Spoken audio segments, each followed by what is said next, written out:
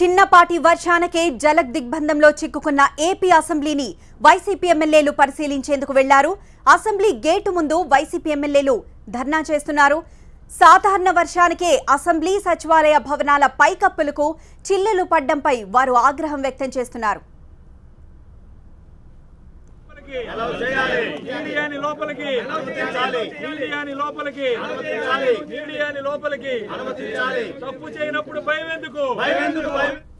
మరింత సమాచారం మా ప్రతినిధి అశోక్ అందిస్తారు. లైవ్ ద్వారా అశోక్.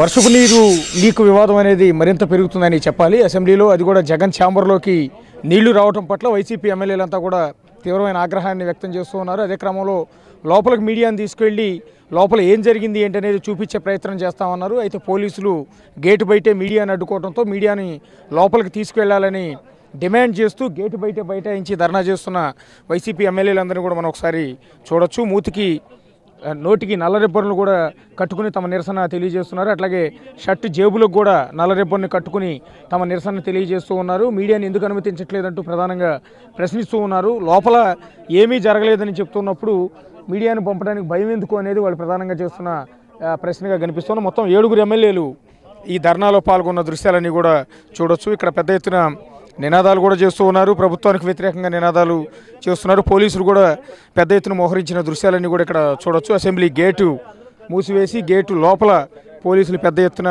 ఉన్నారు.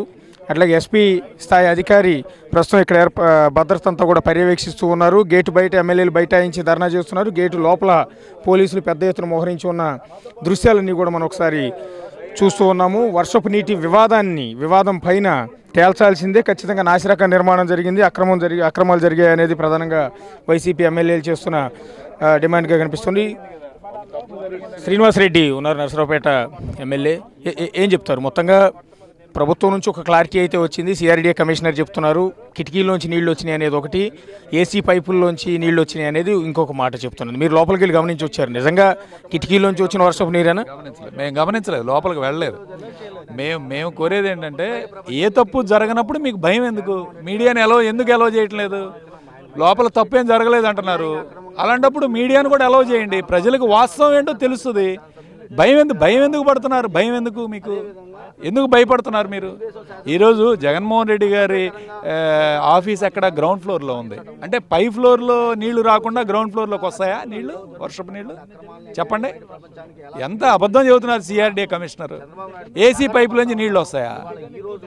అంటే ఇది 10,000 రూపాయల స్క్వేర్ ఫీట్కి వెచ్చించి నిర్మాణం చేస్తే ఏసీ పైపులోంచి, మీ ఇళ్ళలో ఏసీ ఉన్నాయి కదా, ఏసీలోంచి వర్షపు నీళ్లు ఇంట్లోకి వస్తాయా?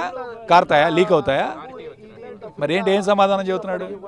అంటే స్పష్టంగా అర్థమవుతుంది దాచిపెడుతున్నారు విషయాన్ని. అంటే ఎందుకు ఈ విధంగా దాచిపెట్టాల్సిన అవసరం ఏముంది? మేము కోరేది ఏంటంటే మమ్మల్ని ఎలా చేస్తూ ఉన్నారు, మాతో పాటు మీడియాను కూడా తీసుకువెళ్తే వాస్తవం ఏందో ప్రజలందరికీ తెలుసు. ప్రజాధనంతో కట్టించారు, ఎవరు సొంత డబ్బులు కాదు, ఈ రాష్ట్ర ప్రజల యొక్క డబ్బులతోటి కట్టించారు. అలాంటప్పుడు ప్రజలకు తెలియాలి ఏం జరుగుతుంది ఏంటి అనేది తెలియాలి. అది తెలియజెప్పడానికే మేము మా ప్రయత్నం చేస్తున్నాం. అంతేగాని మీరు మీడియా గొంతును నొక్కి మీడియా ద్వారా బయటకు వెళ్ళడానికి లేదని చెప్పి ఏదో చిన్న సాకులు చెప్పి తప్పించుకోవడం అనేది కరెక్ట్ కాదు. ఒకవైపు గోడ పడిపోయింది, రాళ్ళు కూడా మీరు అందరూ చూశారు. ఎందుకు పడిపోయింది గోడ? అది కూడా చూడాలి కదా.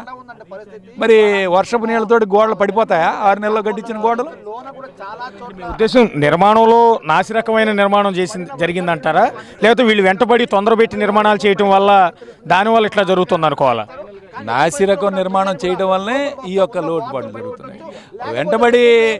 వెంటబడి చేసినంత మాత్రాన క్వాలిటీ లేకుండా చేయమని ఎవరు అడగలేదు. నిర్ణీత గడువు ఇచ్చారు, గడువు కూడా కొంత ఆలస్యంగా పెట్టారు.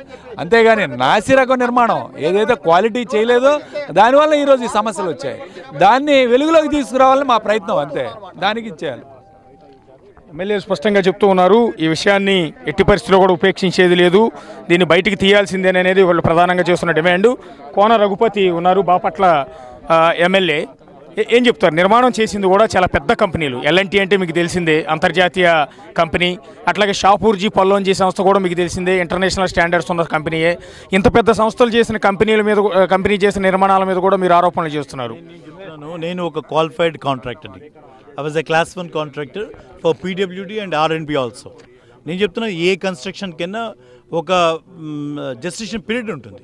నువ్వు కట్టాల్సిన సమయం కన్నా 5 సంవత్సరాలు 10 సంవత్సరాలు మనకి తెలంగాణ అక్కడ ఉమ్మడి క్యాపిటల్ ఉండడానికి అవకాశం ఉన్నప్పటికీ హడావుడిగా వచ్చి ఏదో రికార్డు మేము బద్దలు కొడతాం 6 నెలల్లోనే కట్టేస్తాం అని చెప్పి ప్రజాధనాన్ని ఈ రకంగా దుర్వినియోగం చేసి నువ్వు అది ఇంటర్నేషనల్ కంపెనీ కావచ్చు, ఏది కంపెనీ అని కావచ్చు, నువ్వు వాళ్ళకి కావాల్సినటువంటి సమయాన్ని ఇవ్వకుండా ఎందుకు ఇంత హడావుడిగా కట్టాం? ఈ కట్టడం వల్ల వచ్చే తొందరపాటు చర్యల వల్ల వచ్చేటువంటి ఫలితం ఇది కాదా అని అడుగుతున్నాం. ఇప్పుడు GR+1 ఫ్లోర్ మనం కట్టింది ల్యాండ్ ఫ్రీ శాండ్ ఫ్రీ, గుర్తుపెట్టుకోండి, ల్యాండ్ ఫ్రీ శాండ్ ఫ్రీ. ఇందాక డాక్టర్ గారు మాట్లాడుతూ 4,000 అన్నారు. 4,000 అనేది ఈవెన్ ల్యాండ్ కాంపౌండ్తో కలిపి కూడా ఈరోజు 4,000 కానటువంటి పరిస్థితి. ఈరోజు మనం ల్యాండ్ శాండ్ ఫ్రీ ఇచ్చిన తర్వాత 10,000 రూపాయలు అడుగు ఇచ్చి ఒక ఇంటర్నేషనల్ కంపెనీ ఒక వాల్యూ ఉన్నటువంటి కంపెనీని తీసుకొచ్చి పెట్టాం. ఎవరు చేశారు పని? ఆ ముసుగులో ఏ సబ్ కాంట్రాక్టర్ చేశాడు? ఎందుకు ఎవరు దాన్ని పర్యవేక్షించలేదు? దీనికి సమాధానం చెప్పాలి. మేము ఒకటి అడుగుతాను, ఒక్క ఈ రూమ్లో జరిగితే గొడవ లేదు. మేము మాకు కనపడింది, మమ్మల్ని ఎలా చేసింది ఆ రూమ్ వరకే కాబట్టి ఆ రూమ్ ఇన్ఫర్మేషన్ చూసాం. మనం అందరం కలిసి వెళ్దాం, మీడియా ప్రతినిధులు అందరం కలిసి వెళ్దాం. ఇంకేం లేదు, ఇబ్బంది ఏం లేదు. అక్కడ ఒక్క దగ్గర చిన్న తప్పు జరిగిందంటే అందరం ప్రశాంతంగా మనం ఇళ్ళకి వెళ్ళచ్చు. లేదు అని అంటే ఇవాళ మాన్సూన్ మొదట్లో ఉన్నాం, ఈ చిన్నపాటి వర్షానికి ఇలా అయితే రేపు ఇంతకన్నా పెద్ద వర్షం వస్తే అవతల సెక్రటేరియట్లో బోల్డ్ అంతమంది ఎంప్లాయీస్ ఉన్నారు, అసెంబ్లీలో బోల్డ్ అంతమంది ఎంప్లాయీస్ ఉన్నారు. జరగకూడదు జరిగినప్పుడు అప్పుడేం చేద్దాం? మేము జరిగేది ముందస్తు చర్యలు తీసుకుందాం, జరిగినటువంటి లోపాన్ని ఇంకొంచెం దూరంగా వెళ్దాం, ఎక్కడైనా పర్యవేక్షణ లోపాలు ఉంటే వాటిని సరిదిద్దుదాం, వాటి మీద కన్స్ట్రక్షన్ మీద ఇంకొకసారి ఫిట్నెస్ సర్టిఫికేట్ తీసుకున్నాను అడుగుతున్నాను. ఇవాళ మనం ఒక బిల్డింగ్ కట్టాలంటే ఆ బిల్డింగ్లోకి మనం వెళ్ళాలంటే ఒక ఫిట్నెస్ సర్టిఫికేట్ కావాలి. ఎవరిచ్చారు ఈ బిల్డింగ్ ఫిట్నెస్ సర్టిఫికేట్ అని అడుగుతున్నాను. ఈ రోజు మీ దగ్గర ఫిట్నెస్ సర్టిఫికేట్ ఉందని అడుగుతున్నాను. బాదరాగా ఇష్టానుసారంగా మీరు బిల్డింగ్లు కట్టుకొని అదిదో బడాయి చెప్పుకుంటూ మేము 6 నెలల్లోనే కట్టేసాం, 7 నెలల్లో కట్టేసాం, ఈ ప్రపంచంలో ఎవడు కట్టలేదు అని అంటే ఇటువంటి పరిస్థితులు ఎదురైతే దానికి ఎవరు జవాబు చెప్పాలి? ఈ డబ్బు ఎవరు? ఈ డబ్బు ఎవరిది? ప్రజల డబ్బు. ప్రజలకి మనం బాధ్యతాయుతంగా తెలియజేయాల్సినటువంటి అవసరం మన మీద ఉందా లేదని అడుగుతున్నాం.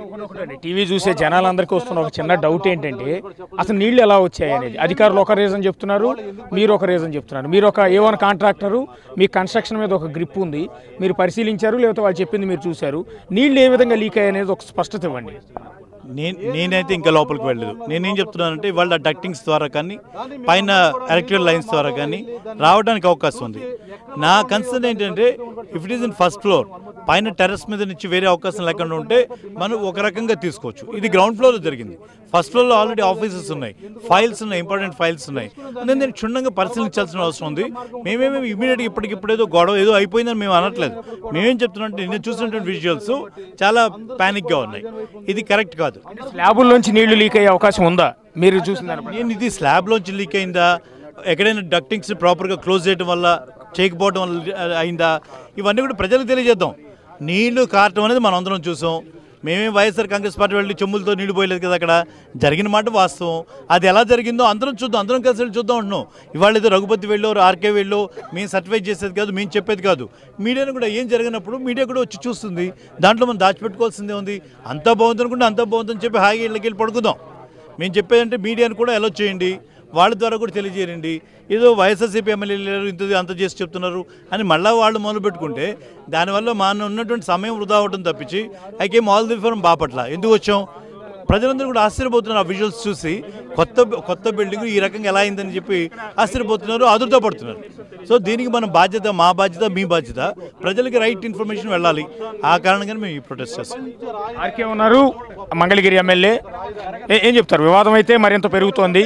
ప్రస్తుతానికి ప్రభుత్వం నుంచి అయితే ఒక క్లారిటీ నిన్న CRDA కమిషనర్ ఇచ్చే ప్రయత్నం చేశారు.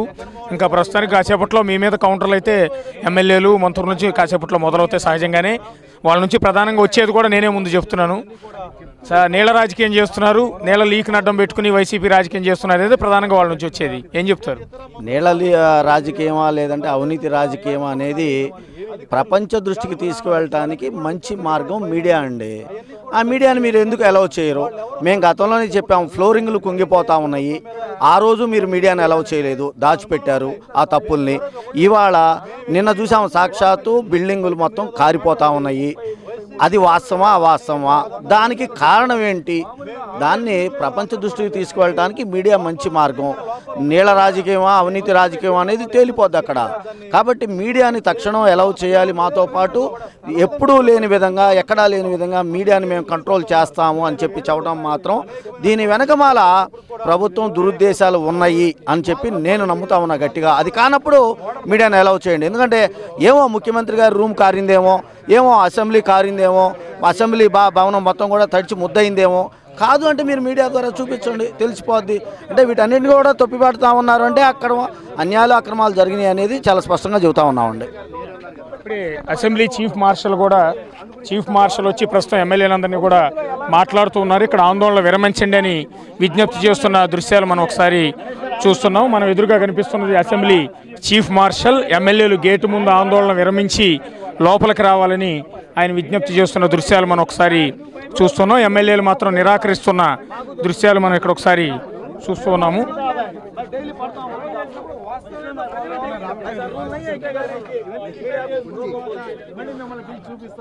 ప్రస్తుతం చీఫ్ మార్షల్తో పాటు ఇతర మార్షల్స్ అంతా కూడా ఇక్కడికి ఎమ్మెల్యేల దగ్గరికి చేరుకున్నారు.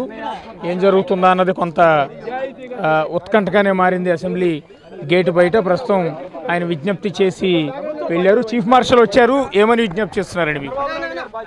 చీఫ్ మార్షల్ గారు చెప్పడం అసిస్టెంట్ సెక్రటరీ ఒక ఆయన ఉన్నారు, ఆయన వస్తాడు, ఆయన దగ్గరికి రండి అని చెప్పేసి డిమాండ్ చేయడం జరిగింది. ఆయన కాదండి, ఆయన రమ్మనండి ఇక్కడికి, మీడియా ముందు చెబుతాడు ఆయన మీడియాని అలౌ లేదని చెప్పేసి. చూద్దాం, రూల్స్లో కూడా ఎక్కడా లేదండి మీడియాని లోపలికి అలౌ చేయకూడదు అని. ఎక్కడికి అలౌ చేయకూడదు? అసెంబ్లీ జరిగే సమయంలో అసెంబ్లీ సభలోకి మీడియాని రావడానికి అనుమతి లేదు. అందుకే దానికి మేము ఒప్పుకుంటాం. పక్కన ముఖ్యమంత్రి గారి ఛాంబరు, ప్రతిపక్ష నాయకుడి ఛాంబరు, మంత్రుల ఛాంబర్లకి మీడియా అలౌ ఉంది. అందులో ఇది ప్రత్యేకంగా రూల్స్ అనేవి మనం పెట్టుకున్నాయండి. ఇది మంచిది కాదు అని చెప్పి నిర్ణయాలు మనం తీసుకోవాల్సిన సమయం వచ్చింది. ఇవాళ తప్పు జరగనప్పుడు మీకెందుకు భయమో? మీరు మీడియాని అలౌ చేయండి, చూపించండి ప్రపంచానికి వాస్తవాలని. అంతేగాని దాచిపెడుతున్నారు, మీడియాని అలౌ చేయట్లేదు, చెయ్యము అని అంటే రేపొద్దున ఇంతకన్నా పెద్దది ఏదైనా జరగవచ్చండి విపత్తు. అప్పుడేం సమాధానం చెబుతారు? ఖచ్చితంగా మీడియాని కూడా మాతో పాటు అలౌ చేయాల్సిందేనండి. అది మీడియాని అలౌ చేయాలి. మీడియాని తీసుకెళ్లి కెమెరాల సాక్షిగా లోపల ఏం జరిగిందో మాకు తెలియజేసే ప్రయత్నం, బయటికి చెప్పే ప్రయత్నం చేయాలి. ఒకవేళ ఏమీ జరగలేదు, కేవలం చిన్న లీకేజ్ మాత్రమే అనుకున్నప్పుడు మీడియాను లోపలికి అనుమతిస్తే మీకు నష్టం ఏంటి అనేది ఎమ్మెల్యే చేస్తున్న ప్రధానమైన ప్రశ్న.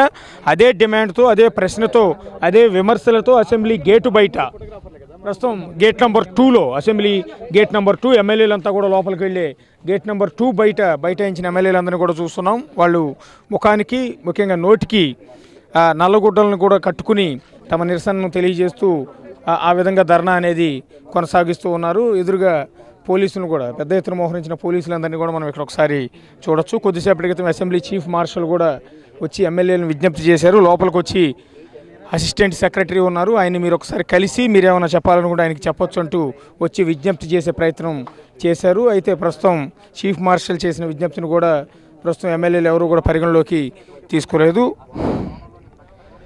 ఆందోళన మాత్రం ఎట్టి పరిస్థితులు విరమించేది లేదనేది వైసీపీ ఎమ్మెల్యేలు చెబుతున్నమాట. మొత్తానికి నిన్న కురిసిన అరగంట సేపు కురిసిన ఒక చిన్నపాటి వర్షం ఇవాళ ఇంత పెద్ద వివాదానికైతే కారణమవుతుంది. దీనికి సంబంధించి ప్రభుత్వం నుంచి ఎలాంటి వాదన వస్తుంది, ప్రభుత్వం ఎలాంటి స్పష్టత ఇస్తుంది అన్నది చూడాల్సి ఉంటుంది. ఎస్ అశోక్.